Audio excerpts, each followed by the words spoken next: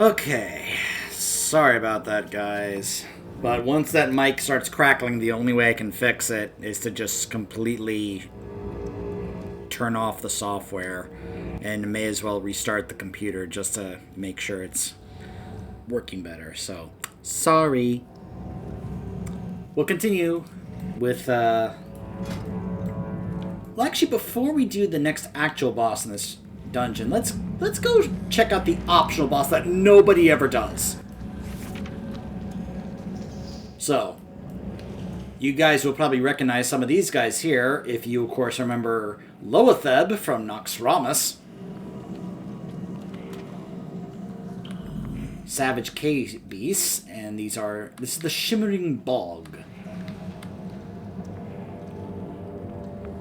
This is a Minotaur. For ages, fungi and other benign forms of life have thrived in Ahn'Kahet's damp, sun-starved caverns. Only recently has Yogg-Saron spread its oppressive will into this isolated ecosystem. The old god used its immense corruptive powers to warp one of Ahn'Kahet's native beasts into a monstrous creature known as a Minotaur. As unthinking terror bristling with the destructive energies of its master. So, of all the times I did this in Time Walking, nobody ever bothered to come down here and take this guy on. So, believe it or not, I actually don't have that much experience with this boss.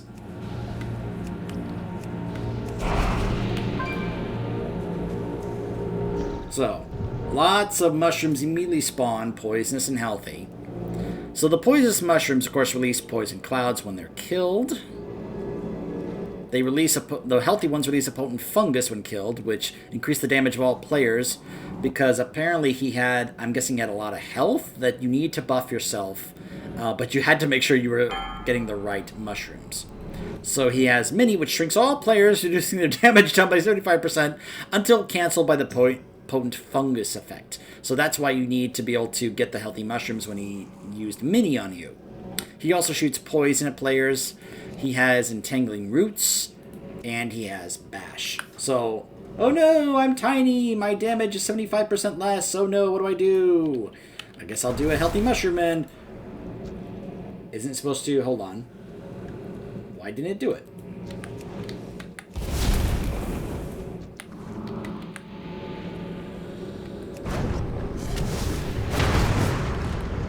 Huh, interesting. For some reason, oh, there we go. I guess I had to be like right on top of it, like right on the mushroom in order for it to work, because it's like not. There we go. Okay, so that's how you had to basically do it. Okay, good to know.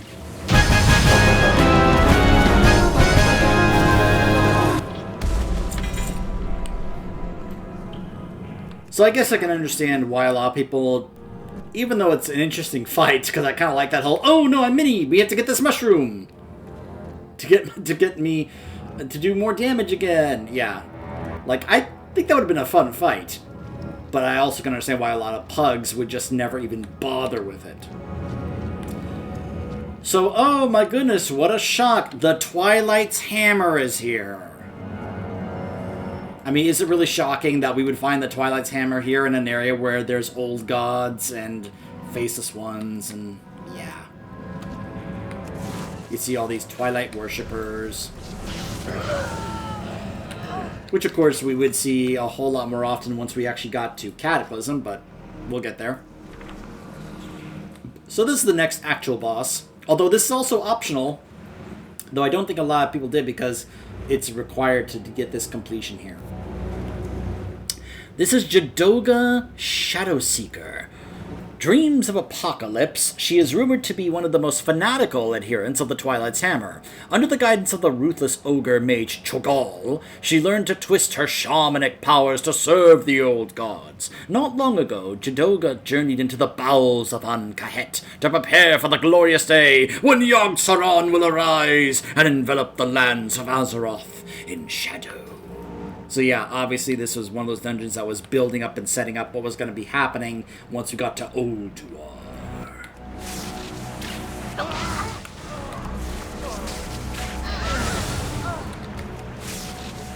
So you got to clear out the initiates, before you get the boss to actually drop down and be like, hey! These are sacred halls! Your intrusion will be met with death! Yeah, there's that voice actress. She was throughout Wrath, and forgive me, she doesn't do a good job. In fact, I think she also voices characters like Sindragosa and the leader of the Scarlet Onslaught, General Abendis.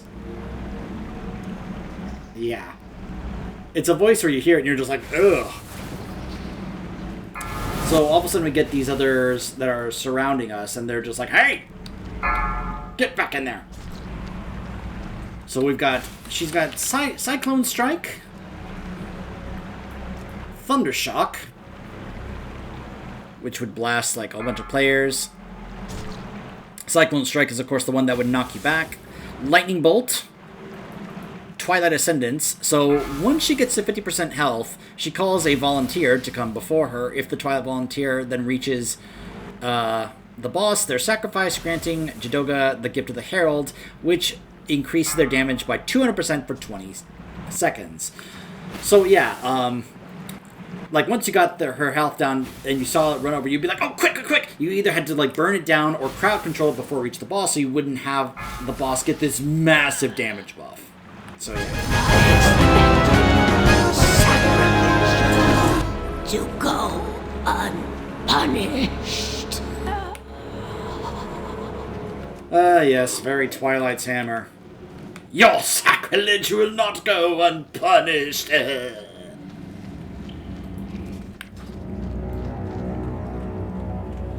So now we then get to the real clear indication of Yogg-Saron's influence here. Forgotten Ones and a Faceless One.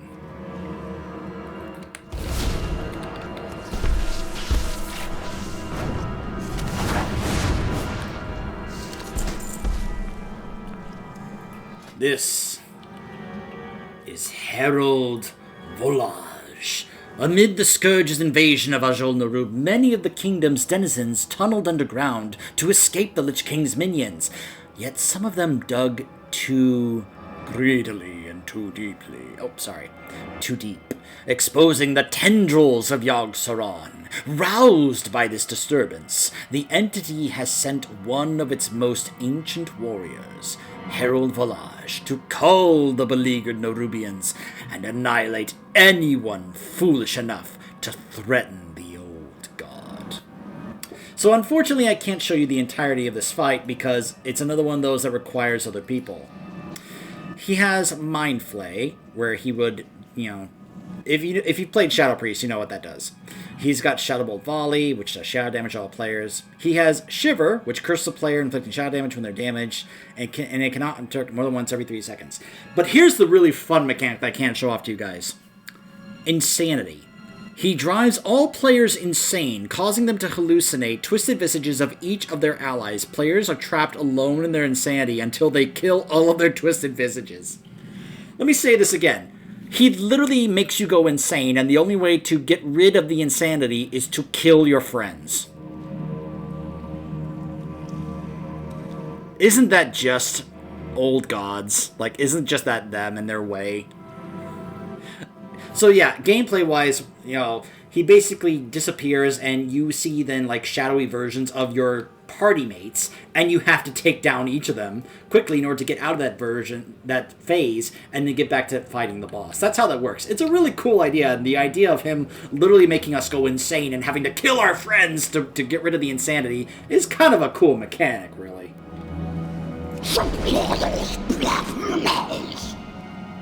What he said was, "They who dine on lost souls know only hunger." So I think he'll do... Yeah, there's the Mind Flay. You gotta interrupt it. And yeah, he can't do the insanity on me because I'm all by myself, so...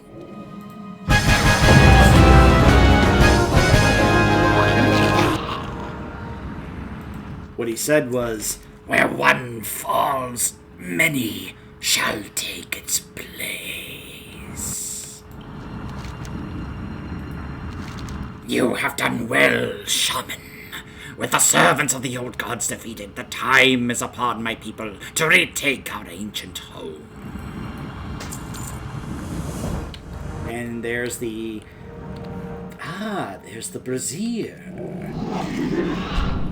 I wonder what would happen if we were to put one of these into the brazier.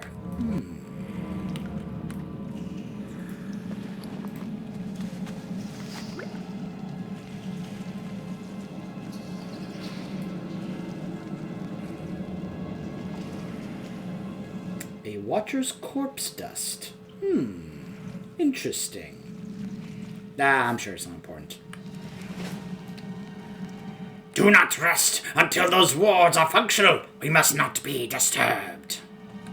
So then we would head on up out of here, back to the surface. That's where that pathway would lead in lore.